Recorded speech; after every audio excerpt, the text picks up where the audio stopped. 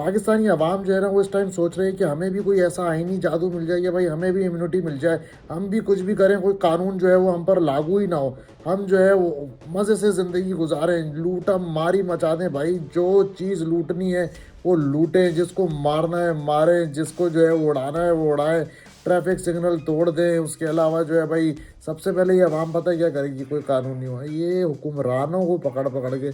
بہت سودے گی بھائی، خاص طور پہ یہ جتنے یہ بڑے بڑے لوگ ہیں نا، جو بڑے بڑے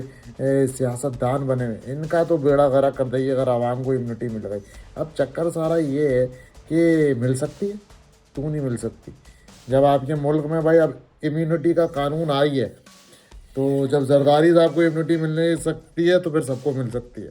اب یہ لوگ سوچ رہے ہیں کہ بھائی زرداری صاحب اگر امیونٹی حاصل کریں گے تو بھائی ہمیں بھی پھر امیونٹی چاہیے، پھر بولے گا عمران خان مجھے بھی امیونٹی دو، پھر نواز شریف شہباز شریف بھی بولیں گے، شہباز شریف نے تو بھائی بولا میں آذربائیجان سے آیا ہوں، مجھے امیونٹی وغیرہ نہیں چاہیے۔